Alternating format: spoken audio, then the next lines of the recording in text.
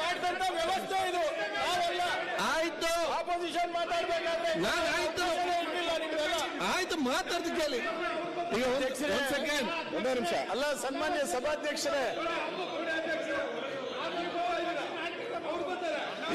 ಒಂದ್ ಸೆಕೆಂಡ್. ಈಗ ನೀವು ಯಾಕೆ ಮಾತಾಡ್ತೀರಿ?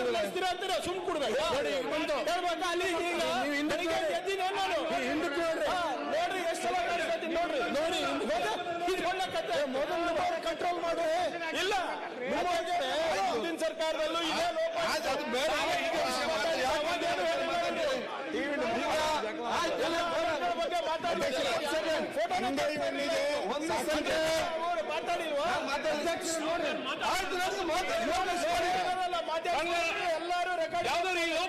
ಮಾತಾಡಿದಾರ ಅವರು. ಕಳೆದ ವಿಧಾನಸಭೆಯಲ್ಲಿ ಈ ವಿಚಾರದಲ್ಲಿ ಯಾವ ತರ ಮಾತಾಡಿದಾರ, ಯಾವ ತರ ಮಾತಾಡಿದಾರೆ?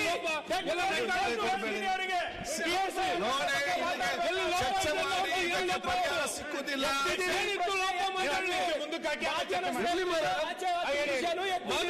ನೀವು ನೋಡಿ, ಸುಮ್ ನೋಡಿ. ಸನ್ಮಾನ್ಯ ಸಭಾಧ್ಯಕ್ಷರೇ, ಯತ್ನಾಳ್ ಆಯ್ತು, ನಿಮ್ಮ ನೋಡಿ ನಾನು ಮಾತಾಡ್ತೇನೆ. ಒಂದ್ ಸೆಕೆಂಡ್ ಕೂತ್ಕೊಳ್ಳಿ. ಆಯ್ತು, ಒಂದ್ ಸೆಕೆಂಡ್ ತೋರಿಸ್ತೀರಿ. ಕೂತ್ಕೊಳ್ಳಿ. ಆಯ್ತು, ನಾನು ಮಾತಾಡ್ಲಿಕ್ಕೆ ಅವಕಾಶ ಕೊಡಿ. ಈಗ ವಿಷಯ ಏನಂತ ಹೇಳಿದ್ರೆ, ಒಂದ್ ಸೆಕೆಂಡ್ ಅದಕ್ಕೆ ಒಂದೇ ನಿಮಿಷ ನಾನು ಒಂದೇ ನಿಮಿಷ ಅಲ್ಲ, ಸ್ಪೀಕರ್ ಸಾಹೇಬ್ರೆ, ಒಂದೇ ನಿಮಿಷ ನೋಡಿ. ಅಲ್ಲಿ ಯಾರು? ನಾನು ಗೌರವ್ ಸರ್, ಇಲ್ಲಿ ರಾಮಮೂರ್ತಿ ಕೂತ್ಕೊಳ್ಳಿ. ಒಂದ್ ನಿಮಿಷ ನೋಡ್ರಿ, ಅಧ್ಯಕ್ಷ ಬರ್ತಾರೆ ವಿರೋಧ ಪಕ್ಷ. ಒಂದೇ ನಿಮಿಷ ಇಲ್ಲಿ ರೂಲಿಂಗ್ ಪಾರ್ಟಿಯವರು ಇದ್ದಾರೆ, ನಾವು ಅಪೋಸಿಷನ್ ಇದ್ದೀರಿ, ಮಾಧ್ಯಮದವರು ಇದ್ದಾರೆ.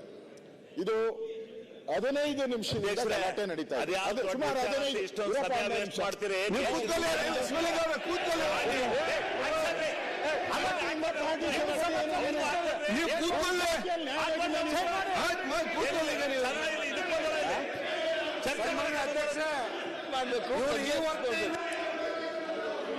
ನರೇಂದ್ರ ಸ್ವಾಮಿ, ನೀವು ಬಾಯ್ ಮಾಡಕ್ ನೋಡಿ. ಇಲ್ಲಿ ಯಾಕೆ ಮಾತಾಡಪ್ಪ?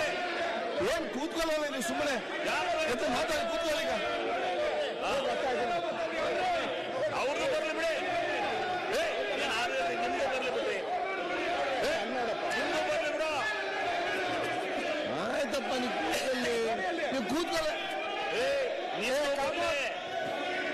ಶಿವಲಿಂಗ ಅಶೋಕ್ ಅವ್ರೆ, ಹೇಳ್ತಾರೆ ಒಂದ್ ಸೆಕೆಂಡ್ ಕೂತ್ಕೊಳ್ಳಿ.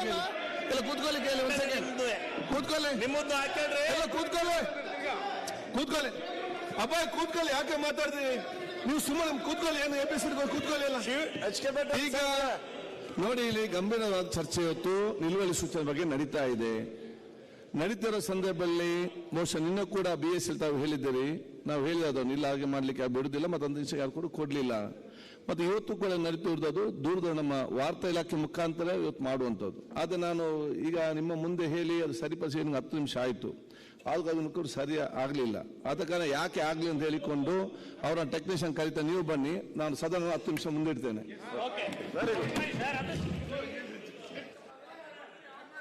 ಲಕ್ಷಾಂತರ ರೂಪಾಯಿ ಖರ್ಚು ಮಾಡಿ